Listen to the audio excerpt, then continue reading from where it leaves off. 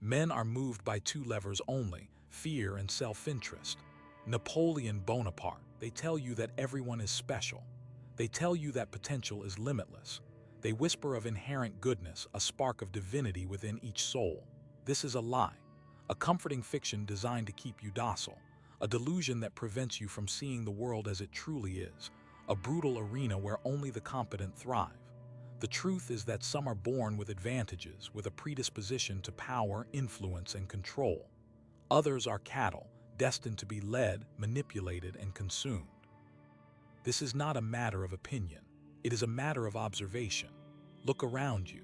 See the hierarchies that form in every social group, the relentless competition for resources, the quiet desperation in the eyes of those who know they will never reach the top. Are these the signs of a world governed by inherent goodness and limitless potential? Or are they the symptoms of a far more primal reality, a Darwinian struggle where only the fittest survive? We are not all equal. And denying this truth will only leave you vulnerable to those who understand it, those who are willing to exploit your naivete for their own gain. This is not cynicism, it is realism. It is the first step towards claiming your own power in a world that would gladly see you diminished. Embrace the uncomfortable truths, shed the illusions, and begin to see the world as it truly is, a game of survival where the stakes are higher than you can possibly imagine. The impulse to play God is not a recent phenomenon. It is woven into the very fabric of human ambition. It manifests in different ways, from the grandiose dreams of empire builders to the subtle manipulations of everyday life. Consider the scientist who seeks to unravel the mysteries of the universe, driven by a desire to understand and control the fundamental forces of nature. Or the artist who strives to create a world on canvas, bending reality to their will, shaping beauty and meaning from chaos. These are not simply acts of creativity, they are acts of defiance, a refusal to accept the limitations of our mortal existence. Each advancement, each invention, each carefully constructed narrative is a step further away from the natural order, a step closer to a self-made reality where we are the architects of our own destiny. But this ambition carries a dark side. The desire to control extends beyond the self and bleeds into our interactions with others. We seek to mold those around us, to shape their thoughts, their beliefs, their actions, to fit our own preconceived notions of how the world should be. Parents attempt to mold their children, teachers attempt to mold their students, leaders attempt to mold their followers. This is not always malicious. Often, it stems from a genuine desire to protect and guide, to steer others away from harm and towards success. But even the most well-intentioned attempts at control can be deeply damaging. They stifle individuality, erode autonomy, and ultimately create a world of compliant followers rather than independent thinkers. The shadow of the well-intentioned tyrant lurks within us all, eager to impose our will on those around us, convinced that we know what is best for them, regardless of their own desires. Consider the dynamics of a typical workplace. Managers seek to control their employees, dictating their tasks, monitoring their performance, and shaping their behavior to maximize productivity. Employees, in turn, may attempt to manipulate their managers, feigning enthusiasm, withholding information, or engaging in subtle forms of sabotage to gain leverage or advance their own interests. This is a microcosm of the larger power struggles that play out in every sphere of human activity. Each player seeks to exert control over the others, to shape the environment to their own advantage. The tools of control are varied: persuasion, intimidation, deception, and manipulation. And the stakes are high: resources, status, and ultimately, survival. Pursuit of power is often masked by noble intentions. Politicians claim to be serving the public good, but their actions are often driven by a desire for personal gain and political dominance. Corporate executives claim to be creating jobs and driving innovation, but their primary focus is on maximizing profits and shareholder value. Even philanthropists, who donate vast sums of money to charitable causes, may be motivated by a desire to enhance their own reputation and influence. This is not to say that all acts of altruism are inherently selfish, But it is important to recognize that even the most seemingly selfless actions can be intertwined with the pursuit of power. The human ego is a complex and insatiable beast, constantly seeking validation and control. And the desire to be seen as a benevolent force in the world is often a powerful motivator. The illusion of control is perhaps the most dangerous aspect of the human condition. We cling to the belief that we can control our own destinies, that we can shape the world to our liking, that we can shield ourselves from the vagaries of fate. But the reality is far more complex and unpredictable. Life is a chaotic and uncertain journey, filled with unexpected twists and turns. And no matter how carefully we plan, no matter how diligently we work, we can never fully control the outcome. This is a difficult truth to accept. It requires us to relinquish our grip on the illusion of certainty and embrace the inherent uncertainty of existence. But it is also a liberating truth, for it frees us from the burden of trying to control the uncontrollable and allows us to focus on what we can control: our own thoughts, our own actions, and our own responses to the challenges that life throws our way. The most adept players in this game understand the limits of their own power. They recognize that true control lies not in dominating others, but in mastering themselves. They cultivate self-awareness, emotional intelligence, and the ability to adapt to changing circumstances. They understand that manipulation is a short-term strategy that ultimately breeds resentment and distrust, and they focus instead on building genuine relationships based on mutual respect and understanding. They are not afraid to relinquish control, to delegate responsibility, and to empower others to take ownership. They recognize that true leadership is not about dictating orders, but about inspiring and motivating others to achieve a common goal. Consider the chess player who anticipates their opponent's every move, not by trying to control their mind, but by understanding their tendencies, their weaknesses, and their potential strategies. The chess player does not attempt to force their opponent to make a particular move. Instead, they create a situation where the desired move becomes the most logical and advantageous option. This is the essence of true influence: to shape the environment in such a way that others are naturally drawn to the desired outcome. It requires patience, observation, and a deep understanding of human psychology. It is a far more subtle and effective approach than brute force or direct manipulation. The desire to play God is ultimately a reflection of our own insecurities and limitations. It stems from a fear of the unknown, a desire to impose order on chaos, and a yearning for immortality. But true power lies not in denying our mortality, but in embracing it. It lies in recognizing that we are all flawed and vulnerable creatures, subject to the same limitations and uncertainties. It lies in accepting the inherent impermanence of all things and finding meaning and purpose in the present moment. It is only by relinquishing our grip on the illusion of control that we can truly begin to live, to love, and to create in a world that is both beautiful and terrifyingly unpredictable. The path to true sovereignty begins with the recognition that we are not gods, but merely players in a game far grander and more complex than we can ever fully comprehend. And the only way to win is to play with humility, with integrity, and with a deep respect for the rules of the game. The pharmaceutical industry offers a stark illustration of this principle. Consider the development and marketing of opioid painkillers. Initially presented as a revolutionary solution for chronic pain, these drugs were aggressively promoted to doctors and patients, often with misleading information about their addictive potential.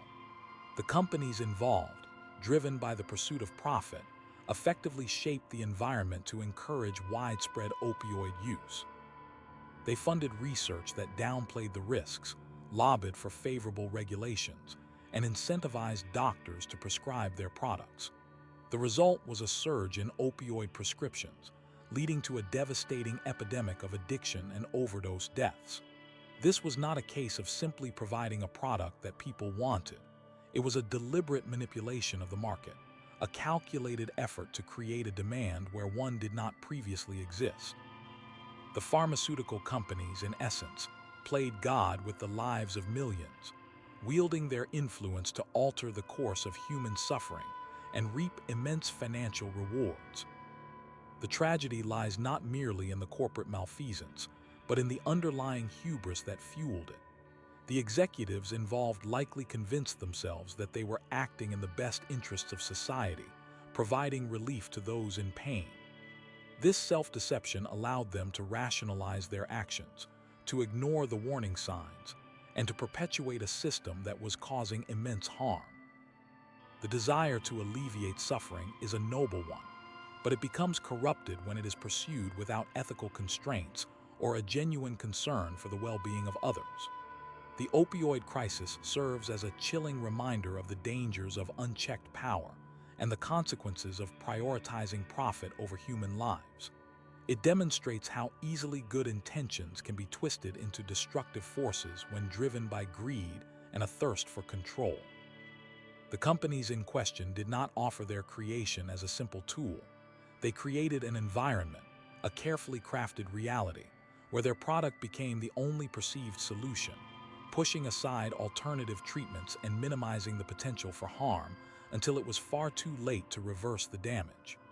The chess pieces were moved with a single goal in mind: complete control over the field, regardless of the cost. The failure to recognize the inherent limits of human knowledge and the potential for unintended consequences is a recurring theme in these attempts to usurp the natural order. The weak, in their desperation to alleviate suffering or improve the human condition, often fall prey to the illusion that they possess the wisdom and foresight necessary to manipulate complex systems without causing unforeseen harm. They become so consumed by their ambition and their belief in their own intellectual superiority that they fail to consider the intricate web of relationships that govern the world around them. This blindness, born of arrogance, leads them down a path of unintended consequences, where their well-intentioned interventions often exacerbate the problems they sought to solve or create entirely new ones. The siren song of progress, coupled with the intoxicating allure of control, drowns out the voices of caution and reason, leading them to believe that they can bend reality to their will without paying the price. The seduction of playing God is further amplified by the inherent asymmetry of power. Those who wield the tools of manipulation, whether they be pharmaceutical companies, political leaders, or technological innovators, often operate with a significant advantage over the individuals and communities they seek to influence. They possess greater resources, access to information, and the ability to shape public perception through carefully crafted narratives. This imbalance of power creates a fertile ground for exploitation, where the vulnerable and the uninformed are easily swayed by promises of salvation or seduced by the allure of convenience. The weak, lacking the resources or the critical thinking skills to question the prevailing narrative, often succumb to the illusion that those in power are acting in their best interests, failing to recognize the hidden agendas and the potential for manipulation that lie beneath the surface. Furthermore, the temptation to play God often arises from a deep-seated fear of uncertainty and a desire to impose order on a chaotic world. Humans, by nature, crave predictability and control, and they are often uncomfortable with the inherent ambiguity and randomness of life. This discomfort can lead them to seek out solutions, however flawed or dangerous, that promise to eliminate uncertainty and create a sense of stability. They are willing to surrender their autonomy and their critical judgment in exchange for the illusion of security, placing their faith in those who claim to have the answers and the ability to manage the risks. This surrender of personal responsibility is a dangerous path, for it allows those in power to exploit their fears and insecurities, manipulating them into accepting solutions that ultimately serve their own interests rather than the common good. The promise of a world free from pain, disease, or hardship is a powerful one, but it is often a false promise, masking a deeper agenda of control and domination.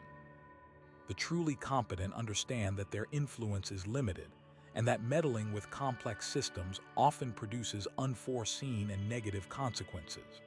They prioritize the strengthening of individuals so that those individuals can respond to unpredictable circumstances with flexibility and intelligence. They concern themselves with the resilience of systems, not the forceful imposition of control. The truly strong build strength in others, rather than seeking to dominate them. The allure of playing God stems not just from a yearning for control, but from a profound insecurity about one's own limitations. It is the insecure physician who aggressively pushes untested treatments, driven by a desperate need to prove their mastery over disease. It is the insecure leader who micromanages every aspect of their organization, suffocating innovation and initiative in the name of order. They build gilded cages, mistaking them for fortresses. They see chaos where there is only complexity, and they mistake control for true strength. The Machiavellian understands this fundamental weakness. The desire to play God is a self-inflicted vulnerability, a beacon for those who would manipulate and exploit. The competent strategist does not seek to eradicate uncertainty, but to navigate it. They understand that life is a game of incomplete information, where the most valuable skill is the ability to adapt and learn. They do not cling to rigid plans, but cultivate flexibility and resilience, anticipating the unexpected and preparing for multiple contingencies. Like a seasoned sailor navigating treacherous waters, they read the currents, adjust their sails, and trust their instincts, knowing that the sea is always stronger than any single vessel. They recognize that true power lies not in domination, but in the ability to influence events without resorting to brute force. They understand the subtle art of persuasion, the power of framing narratives, and the importance of building alliances. They are masters of the long game, patient and methodical, willing to sacrifice short-term gains for long-term advantage. The fool rushes to impose their will, disrupting the delicate balance of things and creating unintended consequences. The wise man observes, learns, and acts with precision, leveraging existing forces to achieve their objectives. A skilled chess player does not simply move their pieces randomly, but anticipates their opponent's moves, setting traps and creating opportunities. They understand the value of sacrifice, the importance of positioning, and the power of patience. Similarly, the Machiavellian strategist approaches the game of life with a calculated and deliberate mindset, always thinking several steps ahead and anticipating the reactions of others. They understand that the world is a complex and interconnected system, where every action has a ripple effect. Those who play God are often blinded by their own hubris, convinced of their own infallibility. They become deaf to dissenting voices, dismissing criticism as mere envy or ignorance. They surround themselves with sycophants who reinforce their delusions of grandeur.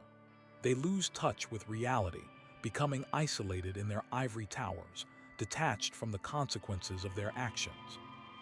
The Machiavellian, on the other hand, remains grounded in reality, constantly seeking feedback and adapting their strategies based on new information. They cultivate a network of informants who provide them with accurate and unbiased intelligence.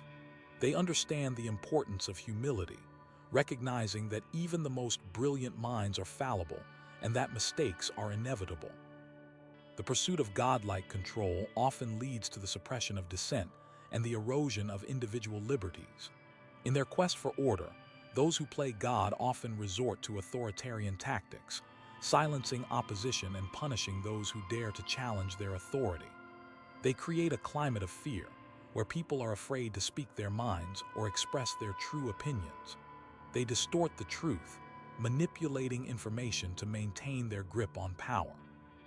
The Machiavellian, however, understands that true power lies in the ability to persuade and influence, not to coerce and control. They recognize that a society built on fear and repression is ultimately unsustainable, and that true stability comes from empowering individuals and fostering a sense of shared purpose. The desire to transcend human limitations is a dangerous temptation, for it often leads to a rejection of our own humanity. Those who play God often become detached from their own emotions, viewing themselves as detached observers, immune to the suffering of others.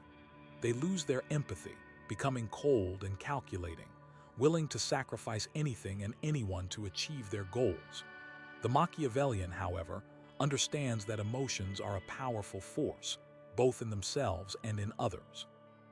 They cultivate their own emotional intelligence, learning to manage their own feelings and to understand the emotions of others. They use emotions strategically, knowing when to appeal to people's hopes and fears, and when to remain detached and objective. The competent leader does not seek to eliminate risk, but to manage it. They understand that risk is an inherent part of life, and that progress often requires taking calculated chances. They cultivate a culture of experimentation, where people are encouraged to take risks and learn from their mistakes. They provide their followers with the resources and support they need to succeed, while also holding them accountable for their actions. They understand that true leadership is not about control, but about empowering others to take ownership of their own lives and to contribute to a common goal. They foster resilience, not dependence. The path to true power lies not in seeking to control the world, but in mastering oneself. It requires cultivating discipline, developing emotional intelligence, and honing one's strategic thinking. It demands the constant pursuit of knowledge, the willingness to adapt, and the courage to face the world with clear eyes. The Machiavellian understands that true power is not a destination, but a journey, a constant process of learning, growing, and evolving. They embrace the challenges and uncertainties of life, knowing that they are the crucible in which true strength is forged. The illusion of playing God is ultimately a trap, a seductive fantasy that leads to ruin. The wise recognize their own limitations and focus on cultivating the virtues that lead to true strength: wisdom, courage, justice, and temperance. They understand that true power lies not in dominating others, but in serving them, in building a world where everyone can flourish. They concern themselves with the art of the possible, not the pursuit of the impossible. They are the architects of their own lives, not the masters of the universe. They understand that the greatest power lies not in controlling fate, but in mastering oneself. And mastery of self is the ultimate act of defiance against the chaos of the world. The desire to sculpt reality in one's image, to bend the wills of others to a singular purpose, is a primal urge, a yearning for control that whispers promises of ultimate satisfaction. But this hunger, left unchecked, consumes the very soul it seeks to empower. The truly astute individual understands that the world is not a canvas for their ego, but a complex system of interlocking forces, a delicate balance that can be easily disrupted. To attempt to force one's will upon this system is to invite chaos, to unleash unintended consequences that can unravel even the most meticulously crafted plans. We see the ruins of empires built on such hubris scattered across the ages, monuments to the folly of those who believed they could rewrite the laws of nature. The effective strategist does not seek to play God. Instead,